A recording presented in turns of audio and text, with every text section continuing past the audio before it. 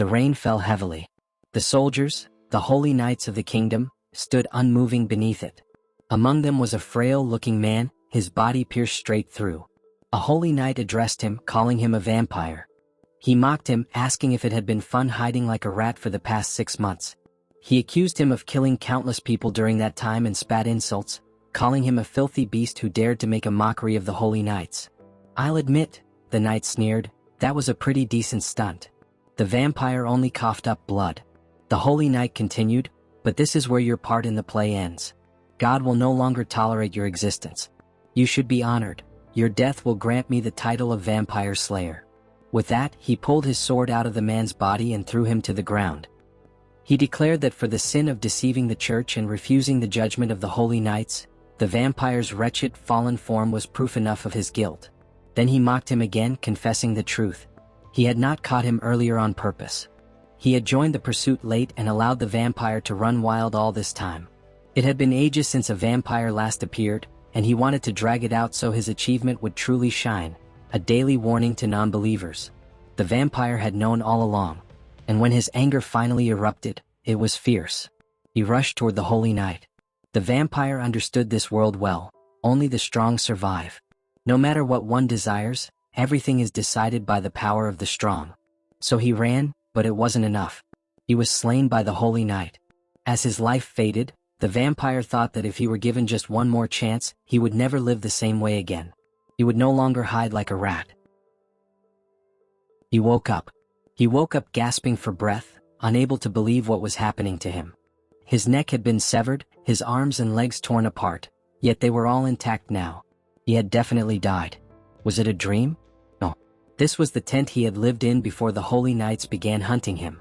The date was 6 months earlier, just before the subjugation started closing in on him. He couldn't believe it. He had returned to the past. He clenched his fist. If he had truly been given another chance, then this place, the remote forest near Broadwind Village where humans rarely traded, was familiar territory. He had lived here, hiding from human eyes because he was weak. He held his breath. Pathetic. That was the word he used for himself. A pathetic vampire, barely scraping by day after day. His name was Eugene. Originally, he hadn't craved human blood. But long ago, he had given in to his instincts just once. That single mistake changed everything. The very next day, mercenaries flooded the area. 5 days later, holy knights were scouring every village. Whether it took a month or a year, they always took their time, and they always found him. Out of fear, he survived on nothing but animal blood in these woods for 12 long years. He didn't know how he had returned to the past, but only one thing mattered now. He had been given this chance. And he couldn't make the same mistakes again.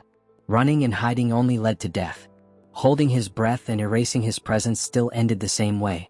If that was the case, then there was only one answer. He had to become so strong that even if they found him, they wouldn't be able to kill him. The vampire's way. He looked toward the swamp before him. His survival strategy had to change, and he was ready to change with it. To be a vampire. He knew that vampires could absorb power through bloodsucking. The stronger the owner of the blood, the greater the power gained. That was why he had come here, to the swamp where the Lord of the Forest resided. A massive, crocodile-like monster lurked there. It lunged at him. He had to defeat it to absorb its blood. With his frail body, dodging was the best he could manage. But if he could inflict even a small wound, he could drink its blood, or so he believed. Until now, his method of survival had been to erase his presence completely. But now that he knew that path only led to failure, there was no room for hesitation. With a loud yell, he leapt at the beast, gripping his rugged sword. He was desperate for power. He clashed with the monster, but his sword shattered. The beast's tail smashed into him, sending him flying. His body screamed in pain. Had he underestimated the strength behind the rumors? The beast was a rumor. Unlike monsters that dwell in the demonic realm, rumors roam the natural world. Even in places devoid of mana, some rumors possess magic stones, treasures more valuable than jewels.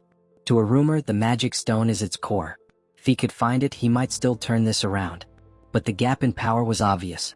A rumor that ruled the forest could snap his neck before he even landed a scratch. The rumor bit down on Eugene and dragged him beneath the swamp. He was half-eaten. In that battered state, Eugene wondered, since he had been given a second chance, would it be so strange to receive a third?